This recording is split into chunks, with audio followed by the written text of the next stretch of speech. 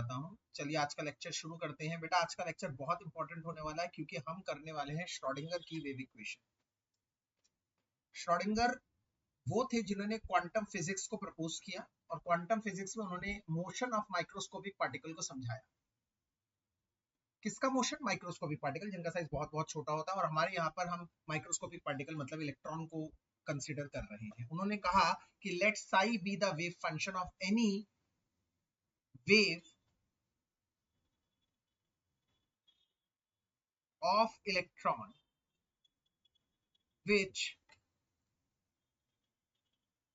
undergoes probable motion। इसका मतलब हमने अज्यूम कर लिया कि जब एक इलेक्ट्रॉन मोशन कर रहा होगा एक्स एक्सिस के तरफ, उसका एक वेव फंक्शन होगा। बेटा फंक्शन मतलब क्या होता है? फंक्शन मतलब जैसे जिस पर बेसिकली प्रॉपर्टी कोई वैल्यू रिलाई करती है, जो एक मैजिक बॉक्स की तरह होता है जिसमें कुछ इनपुट डालते हैं तो आउटपुट आता है। जैसे थीटा ट्रिगोनोमेट्रिक फंक्शन है जिस पर डिपेंड करता है sine theta, cos theta, log, exponent, ये सब फंक्शन है। इसी तरह से मैंने मान लिया जब इलेक्ट्रॉन एक वेव की तरह घूम रहा होगा तो उसका एक वेव फंक्शन होगा जिसे साई से डिनोट किया जाएगा। साई उसका वेव फंक्शन है जो बेसिकली एक क्या शो कर रहा है? जो शो कर रहा है उसका एम्पलीट्यूड और कुछ नहीं, उसका एम्पलीट्यूड शो हो रहा है।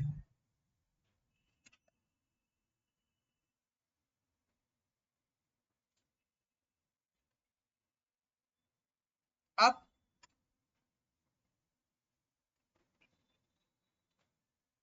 यहां साई है क्या? बताया किसने? श्रोडिंगर ने। वो है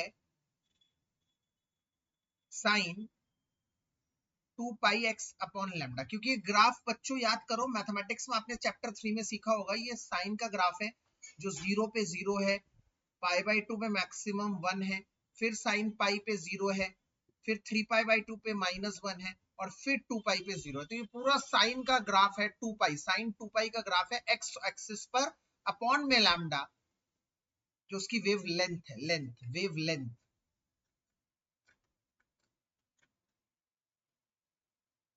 wave length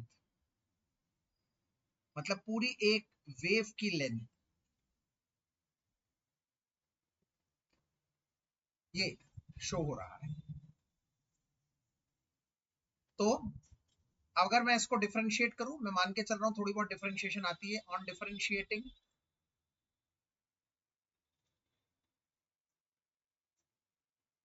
with respect to x, x के रिस्पेक्ट से डिफरेंशिएट करूं तो क्या होगा? साइन थीटा का डेरिवेटिव क्या होता है? D psi by d x. X के रिस्पेक्ट से इसको करा तो साइन थीटा का डेरिवेटिव होता है कॉस थीटा, मतलब 2 पाई एक्स अपॉन में लैम्डा।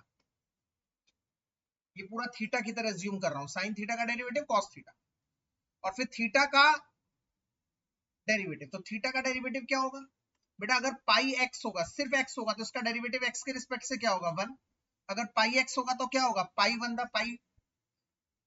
और 2 पाई होगा तो क्या होगा? 2 पाई इंटू 1, 2 पाई एक्स अपॉन लैम्डा हो जाएगा। तो क्या हो जाएगा? 2 पाई 1 द 2 पाई अपॉन में लैम्डा। तो इसका मतलब एक्स का डेरिवेटिव 1 हो गया, तो ये बचा 2 पाई अपॉन में लैम्डा, ये इसका डेरिवेटिव आ गया। ठीक है, इसको फिर से डेरिवेट करते हैं।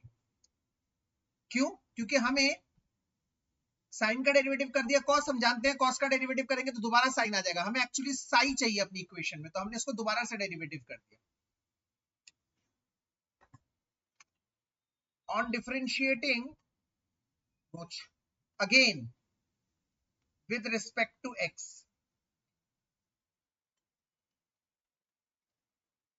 एक्स के रिस्पेक्ट से दोबारा डेरिवेटिव कर देंगे इसका, तो क्या हो जाएगा?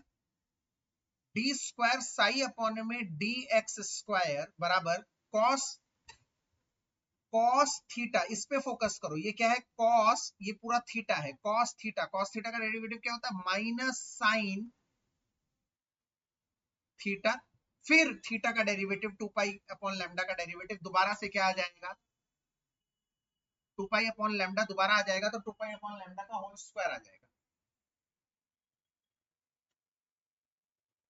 क्योंकि 2 पाई अपॉन लैम्डा 2 पाई एक्स अपॉन लैम्डा का दोबारा डेरिवेटिव होगा तो क्या होगा, दोबारा 2 पाई अपॉन लैम्डा आएगा। तो 2 पाई अपॉन लैम्डा पहले से था तो 2 पाई अपॉन लैम्डा एक और आ जाएगा, तो 2 पाई अपॉन लैम्डा का स्क्वायर आ जाएगा।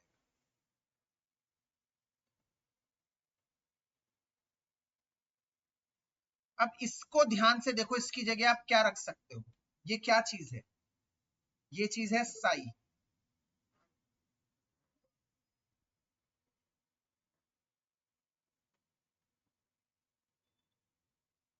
ये चीज है साई। इसकी जगह साई आ जाएगा तो ये क्या बन जाएगा, डी स्क्वायर साई अपॉन में D x square is equal to minus, इस पूरे की जगह आ जाएगा साई इंटू में 4 पाई स्क्वायर अपॉन में लैम्डा स्क्वायर, इसे इक्वेशन 1 डाल देंगे। नाउ आप सबको पता है लैम्डा इज इक्वल टू क्या होता है, एच अपॉन एम बी। ये कहां से आया है, कोई बताएगा ये कौन सी इक्वेशन से आया है, डिब्रॉयज इक्वेशन से, lambda is equal to h upon m b. अब यहाँ पर क्या है आपके पास, लैम्डा स्क्वायर है, तो हम क्या करेंगे, इसका स्क्वायर कर देंगे, तो लैम्डा स्क्वायर हो जाएगा एच स्क्वायर अपॉन में एम स्क्वायर वी स्क्वायर। अब थोड़ा सा याद करिए, आखिरी ही एक लेक्चर में मैंने आप लोगों को एक चीज बताई थी, क्या किसी को अगर याद हो, काइनेटिक एनर्जी क्या होता है, हाफ एम वी स्क्वायर। तो 2 काइनेटिक एनर्जी इधर आ गया, उधर बचा एम वी, तो दोनों तरफ अगर मैं एक एक एम से मल्टीप्लाई कर दूं तो वो बन जाएगा एम स्क्वायर वी स्क्वायर। तो इसका मतलब मैं अगले ही स्टेप में यहाँ पर एच स्क्वायर अपॉन में एम स्क्वायर वी स्क्वायर की लगे लिख सकता हूँ 2 काइनेटिक एनर्जी इनटू में मास। ऑल्सो मैं एक और चीज जानता हूं कि kinetic total energy of electron या किसी भी पार्टिकल की टोटल एनर्जी क्या होती है, kinetic energy plus potential energy. अब मुझे टोटल एनर्जी के टर्म्स में इक्वेशन चाहिए, तो मैं के की वैल्यू निकाल लूंगा। कैसे निकलेगी के की value, E minus PE is equals to k. अब के की वैल्यू पुट कर दूंगा तो क्या आ जाएगा lambda square is equals to H square M square upon में, sorry, lambda square is equals to H square, ये देख लो ध्यान से, इस वाली इक्वेशन में मैं के की वैल्यू पुट कर रहा हूँ, तो लैम्डा स्क्वायर रहेगा, एच स्क्वायर रहेगा, और 2 के ई काइनेटिक एनर्जी की जगह आ जाएगा E minus potential energy into M. तो 2 energy minus potential energy into M आ गया, ये लैम्डा स्क्वायर की वैल्यू आ गई। Put this lambda square in equation 1, equation 1 में पुट कर दीजिए। इक्वेशन 1 को जरा कैरी करिए, यहाँ पर क्या है, ये इक्वेशन 1 है, याद करिए बच्चों, ये इक्वेशन 1 है, ध्यान से देखिए इसे इक्वेशन 1 है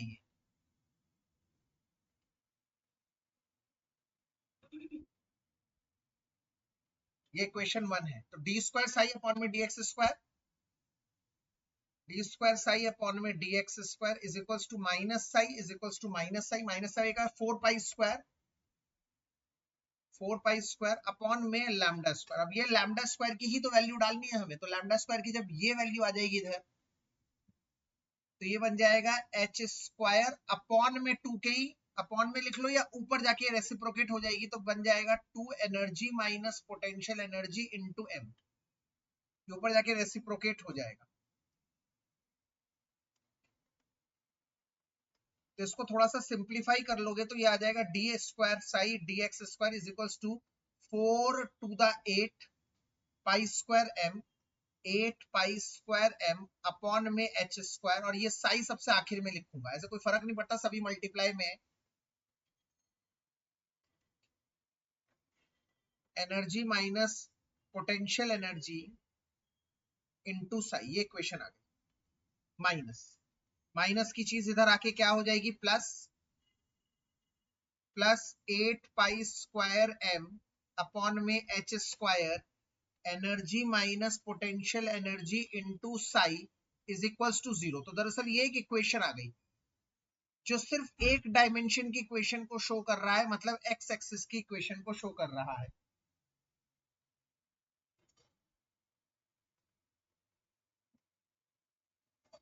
अगर तीनों एक्सिस में मैं इसको बात करूं, तीनों एक्सिस में मोशन होता है इलेक्ट्रॉन का, बिल्कुल as electron motions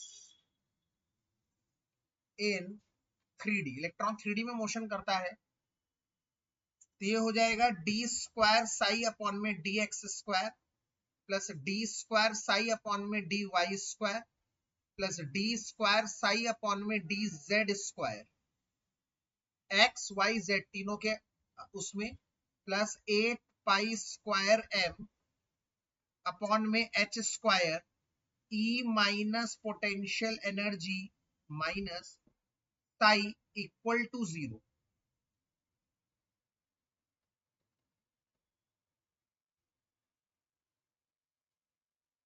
ये आ गया, ये फाइनल इक्वेशन है जिसे श्रोडिंगर्स की वेव इक्वेशन कहते हैं। श्रोडिंगर्स वेव इक्वेशन, ये आप लोगों को एकदम कंठस्थ लर्न होनी चाहिए। अब अगर इसमें मैं एक्स वाई जेड की अलग अलग वैल्यूज डालूं तो अलग अलग वैल्यूज डालने पर मेरे पास इनफाइनाइट वैल्यूज होंगी, बहुत सारे सॉल्यूशंस होंगे, क्योंकि एक इक्वेशन है, समझो जैसे हर इक्वेशन का एक सॉल्यूशन होता है, इस इक्वेशन के भी सॉल्यूशन होंगे। आप जानते हैं किसी इक्वेशन के सॉल्यूशन को जीरोस भी बोलते हैं, जीरोस। बेटा मेरा ऑडियो और वीडियो क्लियर है ना दोनों? तो जैसे हर इक्वेशन के बहुत सारे सॉल्यूशंस होते हैं, जीरोस होते हैं, तो इस इक्वेशन के भी बहुत सारे जीरोस होंगे या सॉल्यूशंस होंगे। उनमें से कई तो वैलिड ही नहीं है। क्यों नहीं है वैलिड? क्योंकि अगर आप ध्यान करो, ये सब डिपेंड करता है साई पर। सब कुछ किस पे डिपेंड कर रहा है, देख रहे हैं आप, साई पर।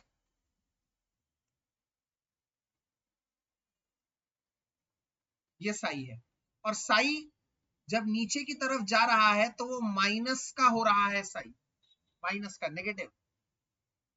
और नेगेटिव साई मतलब, साई क्या है? इलेक्ट्रॉन का वेव फंक्शन। इलेक्ट्रॉन का वेव फंक्शन कैसे होता है? प्रोबेबल मोशन में, प्रोबेबिलिटी में। इसका मतलब माइनस का मतलब है इलेक्ट्रॉन का वेव फंक्शन नेगेटिव हो गया। इलेक्ट्रॉन का वेव फंक्शन नेगेटिव हो गया, इसका मतलब इलेक्ट्रॉन की प्रोबेबिलिटी नेगेटिव हो गई। प्रोबेबिलिटी तो नेगेटिव में कभी आ ही नहीं सकती जनाब। तो इसका मतलब सर साई का अपने आप में कोई फिजिकल सिग्निफिकेंस नहीं है। Psi has no physical significance as it can be positive और negative, और negative साई का मतलब as it can be positive or negative, which implies to negative probable motion, which is not possible.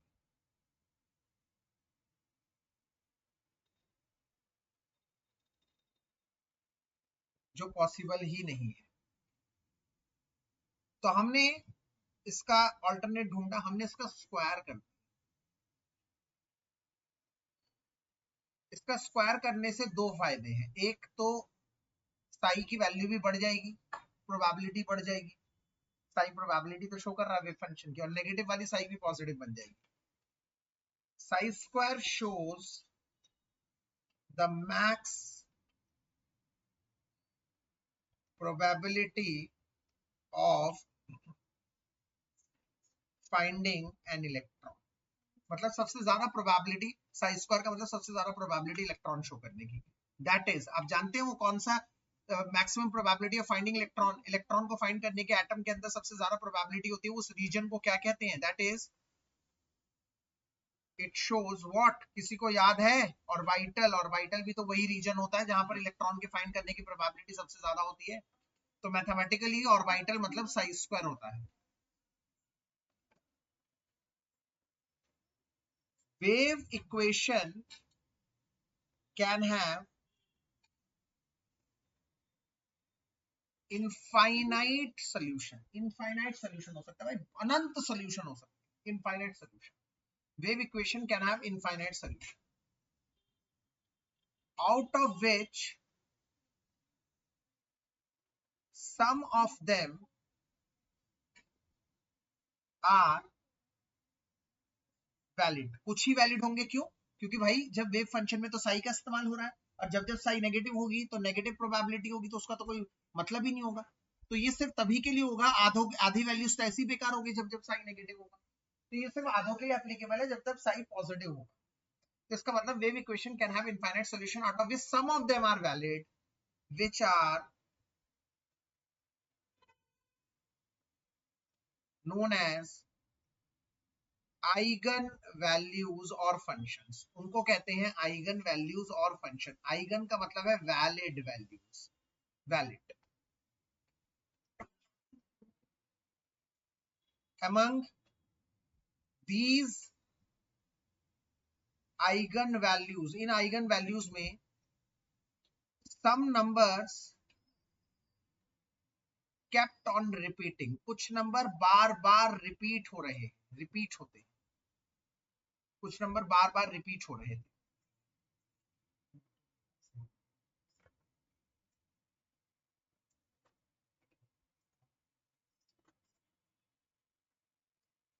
among those these eigen values some numbers kept on repeating, कुछ number बार बार repeat हो रहे हैं, कुछ नंबर बार बार रिपीट होते हैं,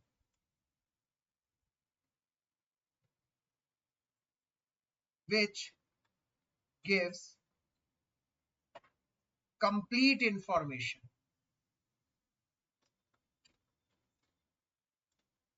about electron. These numbers or solution of wave equation are referred as quantum number. इन्हीं को क्वांटम नंबर रेफर करते हैं। तो आइए आज के क्लास के हम लोग एक और मेन लीड की तरफ बढ़ते हैं। क्वांटम नंबर क्या है, एक बार शुरू से बताता हूँ, सारी चीज दोबारा ध्यान से समझो। श्रोडिंगर ने एक वेव इक्वेशन अपनी क्वांटम फिजिक्स बनाई। क्वांटम फिजिक्स में कहा उसने इलेक्ट्रॉन के वेव फंक्शन के बारे में, मोशन के बारे में, माइक्रोस्कोपिक पार्टिकल के मोशन के बारे में। उसने एक साई को अज्यूम कर, इलेक्ट्रॉन को अज्यूम करा जो स्पेस में घूम रहा होगा न्यूक्लियस के चारों ओर, उसका वेव फंक्शन होगा कुछ, और उसके वेव फंक्शन को उसने साई मान लिया। मैं दोबारा से पूरी चीज बता रहा हूँ। साई की वैल्यू sin 2 पाई x अपॉन में लैम्डा होगी। एक बार डिफरेंशिएट किया, फिर एक बार डिफरेंशिएट किया, हमारे पास एक वैल्यू आ गई, इक्वेशन आ गई, इक्वेशन 1 के नाम से रह गई। हमने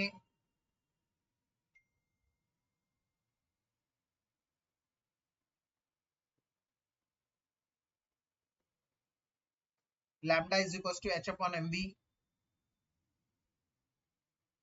की बात करी।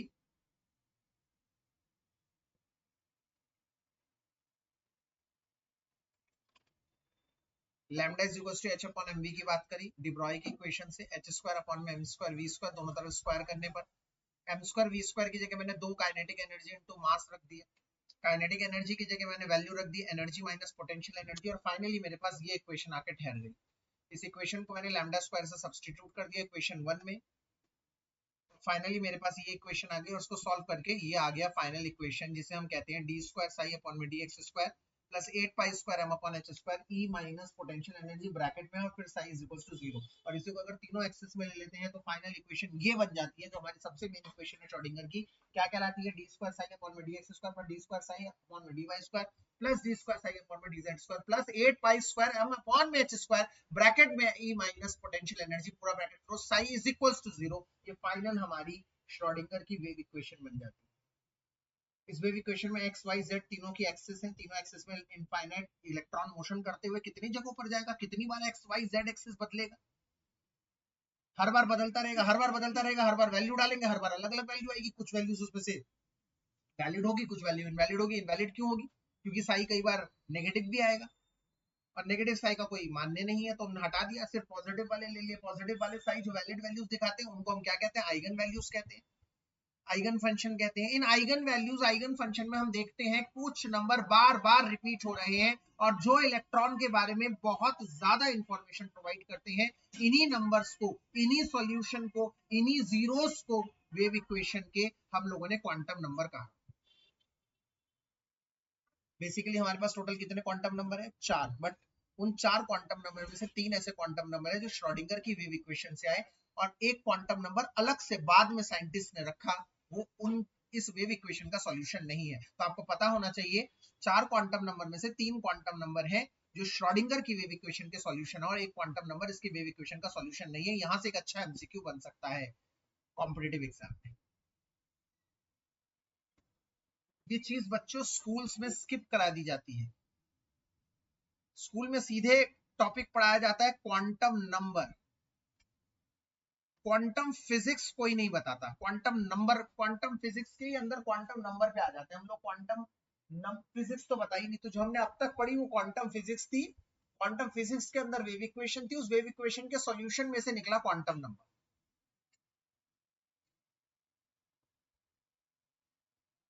Set of 4 numbers which gives complete information about any electron, किसी भी इलेक्ट्रॉन के बारे में। These are like our address, जैसे हमारा एड्रेस है घर का वैसे ही। These are like our address. Out of 4,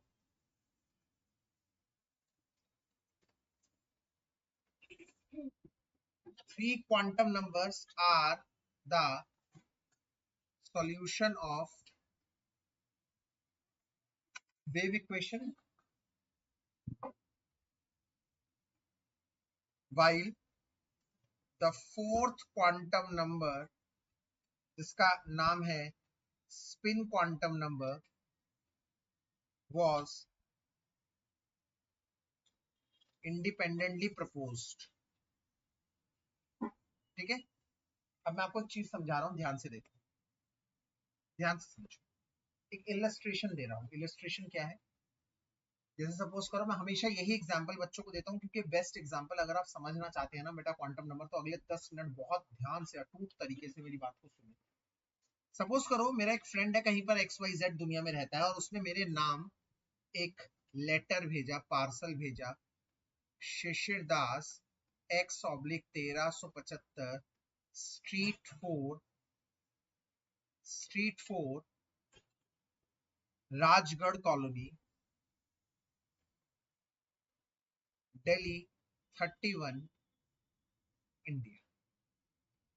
हमेशा मैं यही एग्जांपल देता हूं क्योंकि अगर आपने ये एग्जांपल समझ लिया ना, जैसे हमारा एड्रेस है ना, मैं अपना एड्रेस और किसी के साथ शेयर नहीं करता। मेरा एड्रेस यूनिक है भैया दुनिया के अंदर। तुम कहोगे क्यों सर, आपके पापा का भी वही एड्रेस है। मैंने कहा मेरे पापा का एड्रेस भैया, ये सारी बातें सेम है। मेरे पापा का, मेरी बेटी का, मेरी वाइफ का, ये चीजें सेम है। बट जब उसके नाम से पार्सल आएगा तो उसका नाम तो अलग होगा ना। या फिर मान लो कोई दूसरा शिशिर दास होगा भैया, वो इस घर में नहीं रहता होगा कम से कम।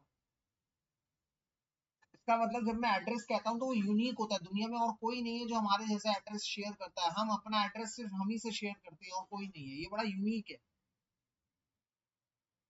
अब जैसे सबसे पहले वो पार्सल गया वर्ल्ड के पोस्ट ऑफिस में, तो सबसे पहले वो वर्ल्ड के पोस्ट ऑफिस में दे आर नॉट इंटरेस्टेड कि वो शिशिर दास का है या 1375 राजगढ़ कॉलोनी दिल्ली, नहीं, they are not interested. They are interested in India, कि पार्सल इंडिया का है। सबसे पहले उन्होंने देखा इंडिया, इंडिया भेजो।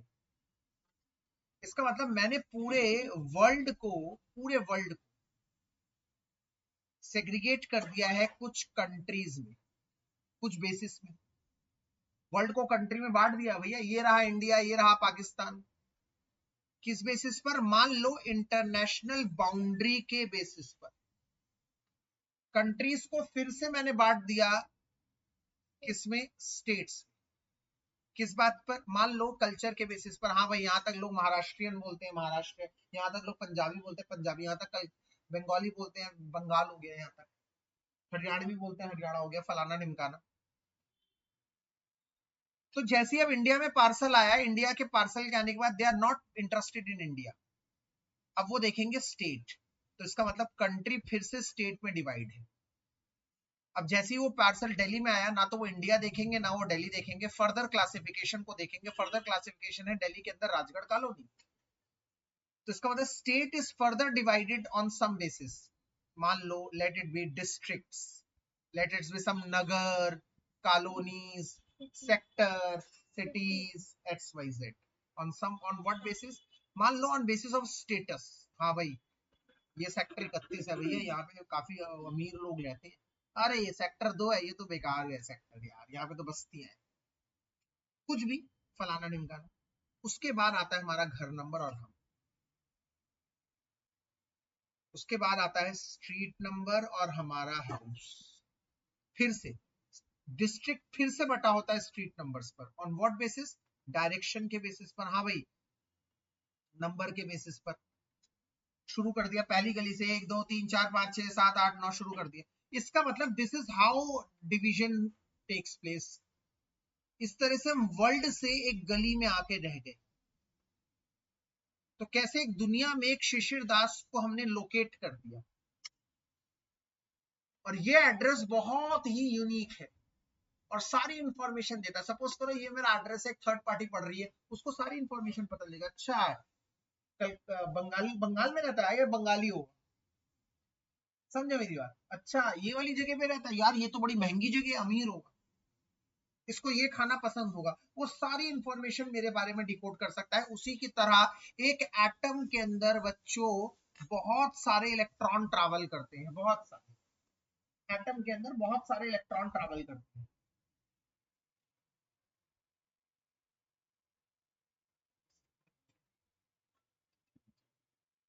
एटम के अंदर बहुत इलेक्ट्रॉन ट्रैवल करते हैं। मैंने एटम के अंदर जूम करके देखा, मैंने कहा तो ये तो वर्ल्ड की तरह है, जैसे वर्ल्ड के अंदर जूम करा इतने सारे लोग। मैंने देखा अच्छा वर्ल्ड को मैंने फिर से कंट्री में बांट दिया। उसी तरह मैंने एटम को, एटम के अंदर देखा अलग अलग इलेक्ट्रॉन है, बट उन सबकी एनर्जीज अलग अलग है, एनर्जी में डिफरेंस है। कुछ कम एनर्जी वाले, कुछ ज्यादा एनर्जी वाले, कुछ और ज्यादा एनर्जी वाले, कुछ और कम एनर्जी वाले। तो मैंने उनको एनर्जी के बेसिस पर बांट दिया, किसमें? शेल्स में। तो एटम को मैंने सेग्रीगेट कर दिया शेल में। On what basis? On the basis of energy. इसका मतलब जब मैं किसी पर्टिकुलर शेल के अंदर जाऊंगा तो मुझे पता होगा इलेक्ट्रॉन की एनर्जी कैसी है। जैसे कंट्री के अंदर, इंडिया के अंदर गया तो मुझे पता है हर बंदा इंडियन है भाई, यहाँ पर मुझे कुछ पता लग गया, हाँ भाई अमेरिकन हो, ये तो अमीर होंगे सारे, ऑस्ट्रेलियन अच्छा, वेस्ट इंडीज अच्छा, थोड़े काले होंगे, सांवले होंगे। इसका मतलब शेल, एक पर्टिकुलर शेल के अंदर गया, फर्स्ट शेल अच्छा इसकी एनर्जी इतनी होगी, सेकंड शेल ओ इनकी एनर्जी ज्यादा होगी, थर्ड शेल और ज्यादा होगी, फोर्थ शेल और ज्यादा होगी। अब शेल के अंदर फिर मैंने देखा यार ये तो बहुत सारे इलेक्ट्रॉन है शेल के अंदर, क्या करें? हमने फिर से देखा शेल के अंदर इलेक्ट्रॉन की एनर्जी तो सेम है, पर उनका एंगुलर मोमेंटम अलग अलग है, angular momentum. So angular momentum याद करो, omega is equals to m v r. इसके बेसिस पर मैंने उनको सबशेल्स में बांट दिया, शेल्स को फिर से सबशेल। अब सबशेल में आने के बाद अगर मैं किसी पर्टिकुलर सबशेल में हूं, अगर मैं किसी पर्टिकुलर सबशेल में हूं तो मुझे उसकी क्या क्या पता, जैसे अब मैं स्टेट में आ गया हूं तो मुझे पता लग गया भाई उसका कस्टम क्या है, कल्चर क्या है, और इंटरनेशनल बाउंड्री के हिसाब से वो कहां पे आता है। उसी तरह से किसी सबशेल के अंदर आने से मुझे दो चीजें पता लग गई, उसका एंगुलर मोमेंटम कितना है और उसकी एनर्जी कितनी है। दो इंफॉर्मेशन ऑलरेडी मैं डिकोड कर चुका हूं, दो इंफॉर्मेशन मैं ऑलरेडी डिकोड कर चुका हूं भाई साहब। एक भैया उसकी एनर्जी कितनी है, एक उसका एंगुलर मोमेंटम कितना है। मतलब सिर्फ सबशेल जानने से मुझे इलेक्ट्रॉन के दो चीजों के बारे में पता लग गया। अब एक सबशेल के अंदर एंटर किया तो मैंने देखा तेरी इसमें तो बहुत सारे इलेक्ट्रॉन है, इसमें बहुत सारे इलेक्ट्रॉन है जिनकी एनर्जी सेम है, एक सबशेल में होंगे तो एंगुलर मोमेंटम सेम है, बट उनका ओरिएंटेशन अलग है। ओरिएंटेशन मतलब किस एक्सिस में वो ओरिएंट कर रहे हैं, मूव कर रहे हैं, X axis, Y axis, Z axis, या X Y, Y Z, X Z, किस एक्सिस में, we are not aware. So on the basis of orientation, we further divided them into orbitals and finally we are landed here. Orbitals में आ चुके हैं बेटा। ये orbital वही region है जहां पर इलेक्ट्रॉन के फाइंड करने की प्रोबेबिलिटी सबसे ज्यादा होती है, याद करो। इसका मतलब जब मैं एक ऑर्बिटल के अंदर आया, ऑर्बिटल के अंदर जब इलेक्ट्रॉन था, मुझे उसका क्या क्या पता लग चुका था, orientation, angular momentum, energy, already मुझे 3 इंफॉर्मेशन पता थी। हर ऑर्बिटल में याद करना पड़ेगा आपको 2 ही इलेक्ट्रॉन होते हैं, हर ऑर्बिटल में 2 इलेक्ट्रॉन होते हैं, ये आपको समझना है। हर ऑर्बिटल में 2 इलेक्ट्रॉन ही होते हैं।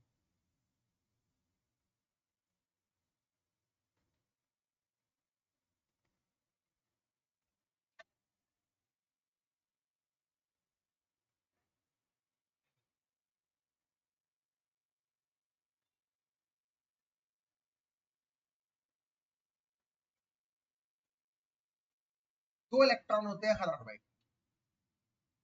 2 इलेक्ट्रॉन का स्पिन अलग अलग होता है बेटा। जैसे आप लोग जानते हैं सन के चारों ओर जब अर्थ मूव करता है तो वो 2 तरह से रोटेट करता है, एक तो सन के चारों ओर रोटेट करता है और एक अपने एक्सिस पे रोटेट करता है। सन के चारों ओर रोटेट करने से बनते हैं दिन, सन के चारों ओर रोटेट करने से बनता है साल, सीजन्स, और अपने ही एक्सिस पे रोटेट करने से बनते हैं दिन, सुबह और शाम। इसी तरह से इलेक्ट्रॉन भी 2 तरह का ओरिएंटेशन दिखाते हैं, एक तो न्यूक्लियस के चारों ओर, एक अपने ही एक्सिस पे।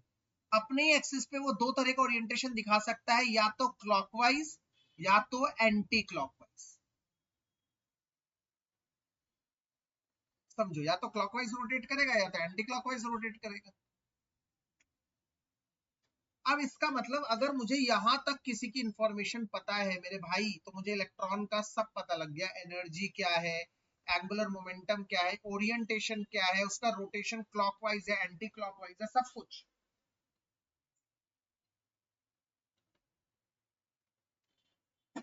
मैं किसी भी इलेक्ट्रॉन को ट्रैक कर सकता हूँ, ट्रैक, जैसे मुझे पता है एनर्जी कितनी है, मुझे पता था इसकी एनर्जी इतनी, अच्छा मैं उस शेल में चला गया, अब मुझे पता है उसका एंगुलर मोमेंटम उतना है, तो मैं उस सब शेल के अंदर एंटर करूंगा। अब मुझे पता है उसका ओरिएंटेशन एक्स एक्सिस पे है या वाई एक्सिस पे ओरिएंटेशन होता है, तो मैं उसी ऑर्बिटल में चला जाऊंगा, और मैं जानता हूं उस ऑर्बिटल में मेरा इलेक्ट्रॉन जिसको मैं ढूंढ रहा हूं वो क्लॉकवाइज रोटेशन करता है, तो मैंने पकड़ लिया धप्पा, ये रही। ऐसे कई इलेक्ट्रॉन होंगे जो क्लॉकवाइज रोटेशन कर रहे होंगे, बट उनका ओरिएंटेशन सेम नहीं होगा, एंगुलर मोमेंटम सेम नहीं होगा। एंगुलर मोमेंटम सेम होगा तो ओरिएंटेशन डिफरेंट होगा। इसका मतलब ये चारों एक साथ कभी भी सेम नहीं होंगे किसी भी इलेक्ट्रॉन के लिए।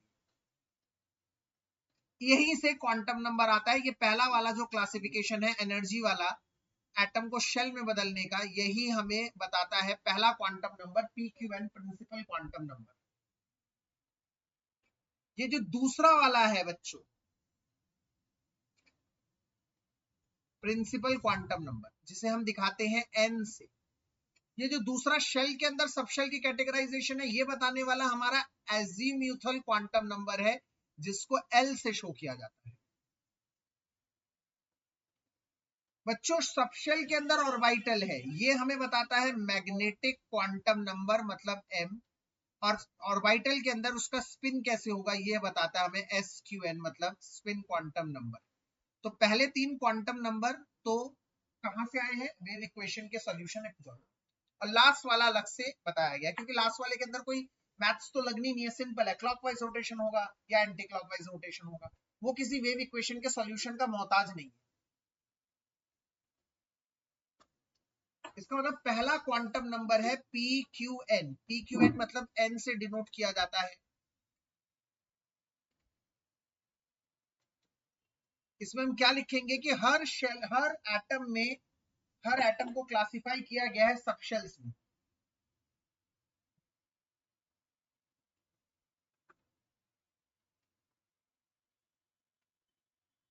Every atom is classified into shells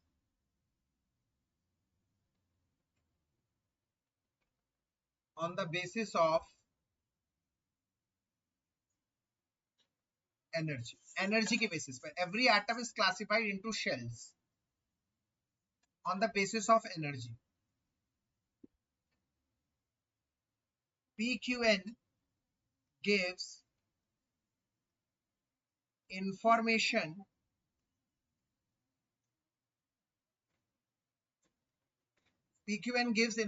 regarding shells,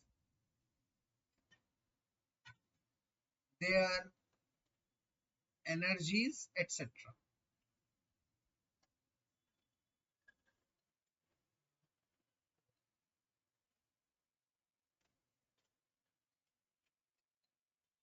Till now, अब तक 7 shells have been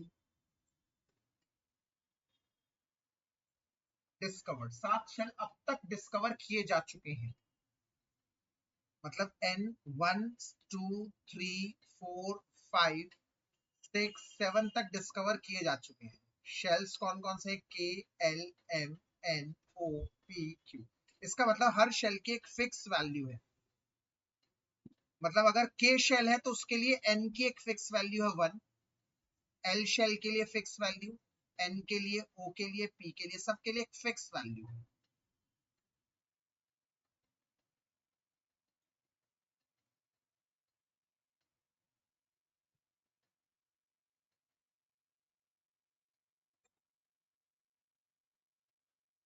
सबके लिए एक फिक्स वैल्यू है।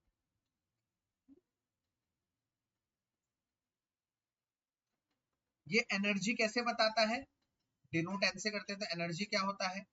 हमने पढ़ रखा है -13.6 अपॉन में n स्क्वायर इलेक्ट्रॉन वोल्ट। तो एनर्जी किस पे डिपेंड करती है? n पे, शेल पे। तो energy also it tells the max occupancy of any shell. किसी भी शेल की मैक्सिमम ऑक्यूपेंसी क्या है ये बताता है। कौन से फार्मूले से?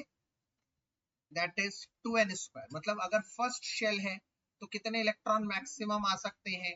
2। अगर सेकेंड शेल है तो मैक्सिमम इलेक्ट्रॉन कितने आ सकते हैं? 8। अगर थर्ड शेल है तो मैक्सिमम इलेक्ट्रॉन कितने आ सकते हैं? 18। और अगर फोर्थ शेल है तो मैक्सिमम ऑक्यूपेंसी कितनी हो सकती है? 32। और ये 32 से ज्यादा नहीं हो सकते। मतलब अगर तुम कह रहे हो n इज इक्वल्स टू 5 है तो होगा 2 5 की स्क्वायर 50। Not possible. क्यों? हम बाद में जानेंगे, क्योंकि उतने सब शेल्स ही नहीं है। तो इसका मतलब 32 ही मैक्सिमम इलेक्ट्रॉन रह सकते हैं। For n is equals to 5 6 7 के लिए भी 32 इलेक्ट्रॉन रहेंगे। तो पहले शेल में 2, फिर 8, फिर 18, फिर 32, फिर 32, फिर 32, फिर 32। पहले शेल में 2, फिर 8, फिर 18, फिर 32, चौथा, पांचवा, छठा, सातवा। ये होता है। हम थर्ड चैप्टर में इसके बारे में और डिटेल में जानकारी आप लोगों से शेयर करेंगे, साझा करेंगे।